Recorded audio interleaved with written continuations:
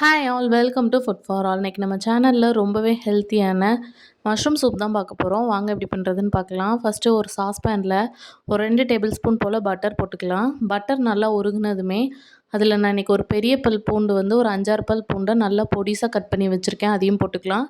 நீங்கள் பட்டர் வேண்டான்னு நினச்சிங்கன்னா எண்ணெய் கூட சேர்த்துக்கலாம். பூண்டு நல்லா வதங்கினதும் அதில் ஒரு பெரிய வெங்காயத்தை நல்லா பொடிசாக கட் பண்ணி அதையும் ஆட் பண்ணிக்கலாம். ஆட் பண்ணிவிட்டு பெரிய வெங்காயம் லைட்டாக டிரான்ஸ்பரண்ட் ஆகிற வரைக்கும் வதக்கிட்டு அன்றைக்கி ஒரு பேக்கெட் மஷ்ரூமை நல்லா தின்னாக ஸ்லைஸ் பண்ணி வச்சுருக்கேன், அதையும் சேர்த்து நல்லா ஒரு முறை வதக்கிக்கலாம். நீங்கள் மஷ்ரூமை நல்லா பொடிசாக கூட கட் பண்ணி போடலாம். இப்போ குழந்தைங்க சாப்பிடும்போது அதை டிஸ்டர்ப் ஆகாமல் சாப்பிடுவாங்க. இப்போ நல்லா மஷ்ரூமை நல்லா அந்த பட்டரில் கொஞ்சம் நேரம் சாட்டே பண்ணி விட்டுறலாம்.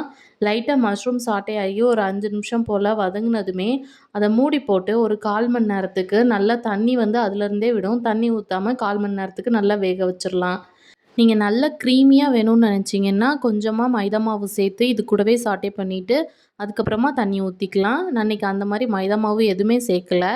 மூடி போட்டு வேக வச்சதுக்கப்புறமா மஷ்ரூம் நல்லா அரைப்பதத்துக்கு வெந்துடும். இப்போ ஒரு ஸ்பூன் போல் மிளகு பொடி சேர்த்துட்டு நான் இன்றைக்கி வந்து பெரிய டம்ளருக்கு 2 டம்ளர் தண்ணி ஊற்றிருக்கேன். நீங்கள் உங்கள் அளவுக்கு தக்கன தண்ணி ஊற்றிக்கோங்க. இப்போ நான் ஒரு பேக்கெட் மஷ்ரூமுக்கு பெரிய டம்ளருக்கு 2 டம்ளர் தண்ணி ஊற்றிருக்கேன். இப்போ தண்ணி ஊற்றிட்டு அதை ஒரு 20 நிமிஷம் நல்லா கொதிக்க விடணும். நீங்கள் இதில் க்ரீம்னா கூட சேர்த்து பண்ணலாம், ஆனால் அதெல்லாம் அந்தளவுக்கு ஹெல்த்தி கிடையாது.